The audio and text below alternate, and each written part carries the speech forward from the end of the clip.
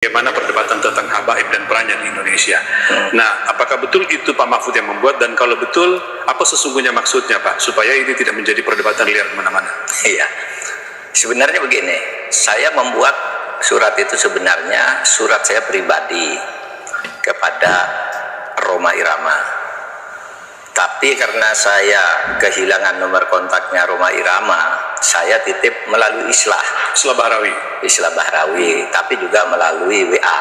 Tolong disampaikan pesan saya ke Rhoma Irama. Jadi memang saya yang membuat itu. Betul Pak Mahfud ya? Betul membuat. Dan saya katakan saya mendukung Rhoma Irama untuk mengklarifikasi soal Habib ini.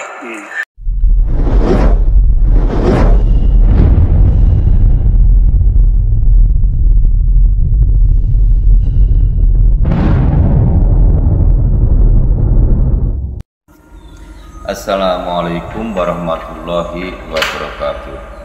Bismillah, alhamdulillah, wa syukurillah, la haula wa la quwata illa billah, amma ba'da.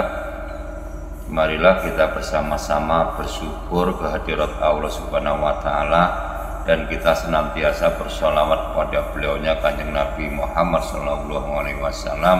Semoga kita semua mendapat syafaat baik di dunia ini maupun nanti sampai yaumul akhirah. Allahumma amin ya.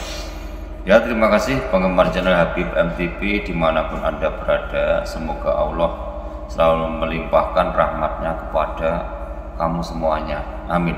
Ya, dalam sesi ini kita akan menampilkan, kita tonton bersama-sama video dari beliaunya, dari pejabat pemerintahan, yaitu Mahfud MD ya, dimana sekarang ini sang Mahfud MD pun harus turun gunung ya, dari pihak pemerintah mulai turun gunung untuk untuk membicarakan masalah dunia nasab ini. Sebenarnya kalau masalah dunia nasab ini dari pemerintah tidak mau campur tangan. Tetapi karena sudah ngobrak-ngabrik negeri ini ya, termasuk memalsukan sejarah. Sejarah ini kan yang punya kan bukan cuma cuma satu orang dua orang, tapi dari pemerintah kan ada sejarah. Termasuk kemerdekaan RI ya, pada waktu itu yang dia bilang dari oknum Pahlawi, dari oknum habaib, dia bilang bahwa pembacaan teks proklamasi, teks kemerdekaan ini di rumahnya seorang Habib. Ya, ini lucu banget. Pada yang dibacakan ini di rumahnya jenderal atau siapa ya? Maksudnya ini orang Jepang, yang di rumahnya orang Jepang pada waktu itu. Tapi ini diputar balikkan, katanya di rumahnya seorang habaib itu. Dan termasuk sejarah ya, ada yang bilang bahwa ini yang mendirikan NU ini adalah mbahnya ini Habib Lutfi ya, mbahnya Habib Lutfi menyuruh Kiai Hasyim Asy'ari untuk mendirikan NU, semacam-macam lah, termasuk membuat makam-makam palsu ini. Makanya ada framing-framing, ada kegiatan-kegiatan yang sifatnya ini merugikan masyarakat, juga menyesatkan. Makanya sekarang ini dari pemerintah mulai turun tangan. Ya, semoga saja ini yang oknum-oknum habaib ini ya, ini mulai sadar dan mau bertobat gitu ya. Itu harapan kita kan seperti itu. Kita tidak usah kejam-kejam, usir dari bumi kita, dari bumi pertiwi ini. Pahlawi usir, tidak usah bilang gitu. Kita doakan saja semoga mereka mau bertobat dan kembali ke jalan yang benar, gitu aja. Untuk lebih jelasnya mari kita tonton video dari beliaunya ini ya. Ada musyawarah dari Mahfud MD, kita dengarkan, kita simak bersama-sama supaya bisa menambah wawasan kita. Ya, kita simak bersama-sama, mari. Sebenarnya begini, saya membuat surat itu sebenarnya surat saya pribadi kepada Rhoma Irama. Tapi karena saya kehilangan nomor kontaknya Rhoma Irama, saya titip melalui Islah Bahrawi, tapi juga melalui WA. Tolong disampaikan pesan saya ke Rhoma Irama. Jadi memang saya yang membuat itu. Betul Pak Mahfud ya? Betul membuat, dan saya katakan saya mendukung Rhoma Irama untuk mengklarifikasi soal Habib ini. Karena saya terganggu dan tersinggung terhadap perkembangan ini sesudah saya melihat tiap mau tidur saya lihat YouTube pertengkaran Rhoma Irama, Imaduddin, Gus Abbas dengan para habaib itu luar biasa, menimbulkan pro kontra. Lalu saya lihat apa sih masalahnya?